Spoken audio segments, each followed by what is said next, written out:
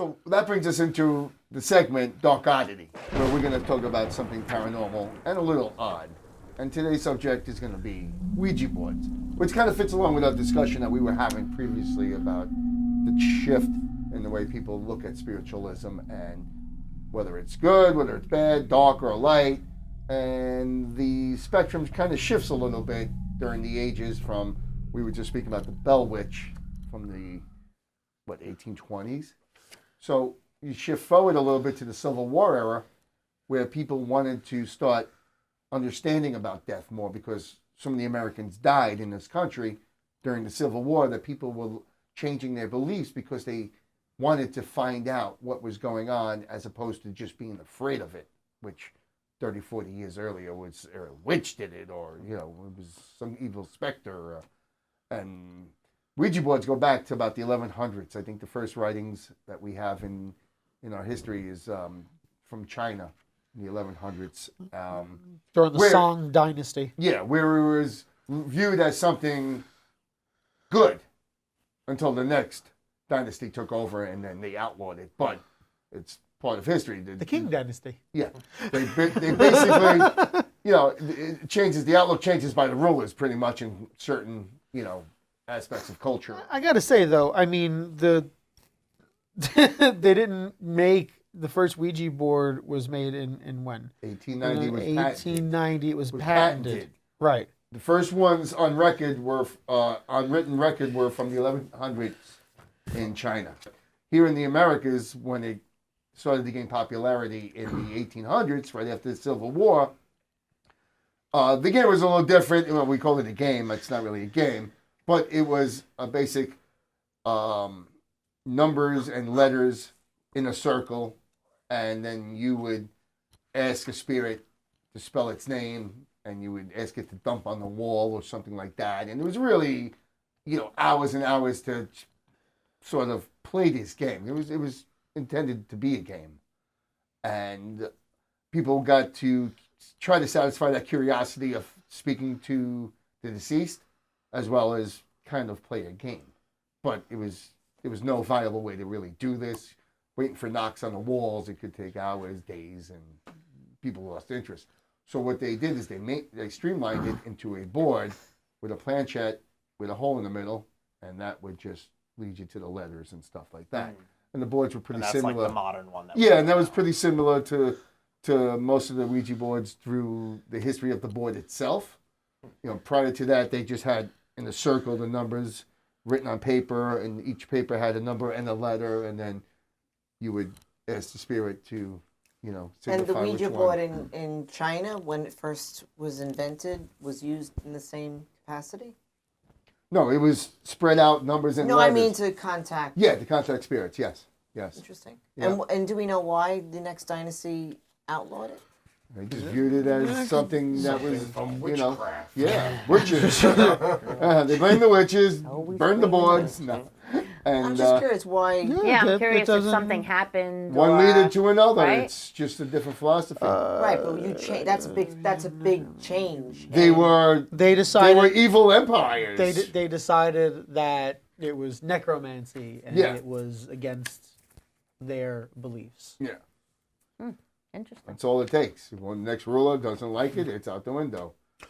Everybody loses a penis. Back to that. Sorcery. Fun fact, in 2001, Alamogordo, New Mexico, actually the township rounded up all the Ouija boards and Harry Potter books and burned them in the town square. Stop it. Well, 2001. let's not visit that town, please. Come on. Oh, crazy. Can you see it now? Dark Odyssey, you've been held against for crimes against humanity. I'm working with witches. I would be okay, though, apparently. Because men can't be witches. That's right. That's why you bring up tiki torches. Yes. Bastard. So the Ouija boards came into the spotlight as something good, and they got patented. I believe it was 1890. The patent was filed. 1891, it was actually granted permission. Now, the funny part of that story is Elijah Bond, the guy who received the patent was a lawyer for a guy named William Fold, I believe his name was, for the Kennard toy company, I believe it was. And the patent clerk demanded to see that this thing actually worked before he grants the patent. So they held a seance in his office, and they proceeded to show him that the board actually works. So that was pretty wild, and I guess he was convinced because the patent was granted in 1891, and the first modern-day Ouija board was put on the assembly lines and rolling out to the stores and games and bookstores and all around the country. Being sold to kids. Yeah, and they did extremely well with it. They still do extremely well with it. Oh yeah, you know, I like that. You gotta be 18 to smoke and 13 to summon demons. Right. Good one, society. So, and it gained popularity, and it's been popular ever since. I mean, we don't view it as something evil, but through the course of time, opinions do change. The Ouija board got its worst, I believe, in my opinion, its worst views after The Exorcist came out in 1973.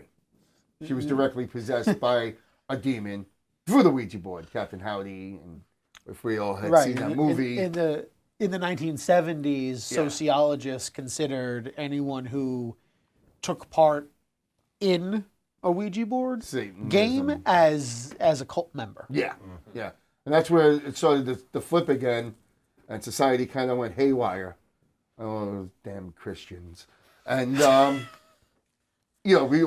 too long after, we had some of our favorite heavy metal band artists on trial for, doing crazy things that they never did. So society is just, it's just weird the way, Dee Snider and Rob Halford, they were all on trial.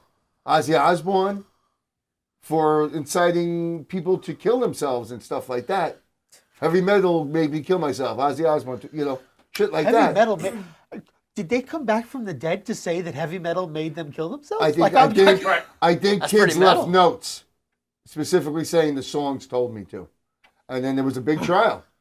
Yeah. You can look that up. There's the documentaries on it and Imagine everything. being put on trial to be responsible for someone else's decision. And I remember Halford specifically because of his style that he spoke, where at the end of his lyrics he would go, ha, like that. He would sing a verse, and then he would end his verse with a specific sound out of his mouth, like, ha, and they attributed him to putting that in and being able to play it backwards to say Satan and things like that. Oh, well, that was a big thing back then. Play it backwards. Yeah, it was crazy. If you listen to and the he was record just backwards. that was just me enunciating the words and getting it out with passion. And they're like, no, you're guilty. You're guilty. And all these freaking Christians up there and Bible belters, wanting to burn them at the stake. It was nuts. And I was old enough back then to really understand what's going on.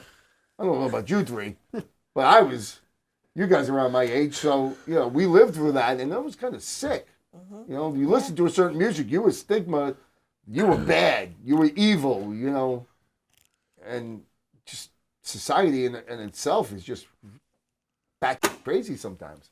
I remember they vandalized my grandmother's house. Really? Yeah. They, Ozzy? Yeah. That's awesome. That's Awesome. kids. Ozzy and Just Rob went Halford? and spray painted her front door. Really? You're a witch. Whoa. You're gonna go to hell, burn Wow. in hell. You're spray painted the concrete, the walkway up to the front door. Yeah. Dang. Fun fact number 2. The band, Mars Volta, had an album called Bedlam and Goliath. They came up with the concept of all the songs from Ouija board sessions. And that's a great point. That is outrageous. There's also several books written. There's also several books written that the authors contain that the books were written by the Ouija boards. And they were told what to write through the Ouija board. Books got published by unknown authors, What are they supposedly about? the dead. Ah. Which, yeah, it's a little out there. But several books were written. Pazuzu! So Ouija boards reach out and touch everybody's lives in some way or another, and Ouija boards rock. I think they get a bad rap sometimes. But if you don't know what you're doing, I guess it's a Right, they're bad not thing. inherently a bad thing, but they can open the door to bad things. And the point too, and one of us, don't remember which one of us brought that up, was what's the difference between a Ouija board and a spirit box? What's the difference? Yeah. That was you. That was you. There you go. Great question. yeah. What is the real difference there? I'm still asking. If you're looking for something to contact you, You know what? And I think I said the first time, which is what I was going to say just now, which is I don't think they're any different. I think it's energy exchange. Yeah. Right? See, the only difference I think is that if you're using a spirit box and you're in a specific place, right? You're contacting whatever spirit's supposed to be there. yeah. Where a Ouija board, my personal opinion, it opens the door. You're like open the door and say, hey, anybody who happens to be around, walk on in. I think it's more. But that's the same with the spirit I think your box. spirit box, you're going in. If you bring a spirit box in here and you're looking to contact any entity or spirit that's here, you're looking just for what's specific to here. But I mean, that's how I'm looking at it. But a yeah, Ouija I board, would you look can at it. open the I would look at it door. like that, but then I would wonder. Everything in the back seat. How do we know that for sure? How do we know? Well, we it's don't. But I'm only saying the- if you want a devil's advocate, that's how I view it. Now, I look at that kind of similar because anytime I've had Ouija board sessions, I would do a little meditation and open myself and then try to channel or talk to something through the board. Spirit box, I flip the switch, let's go. What's on the radio? So for me, it's two different processes, totally. Now, I don't use Ouija boards anymore. It's been a long time, but that's how I approach them. Spirit box, let's go. It's different for me. So I see your fact. It's more here. It's quicker. It's more about technology here. We can get this quicker if we use radio. Right, and not only that, it's like what Rice is saying.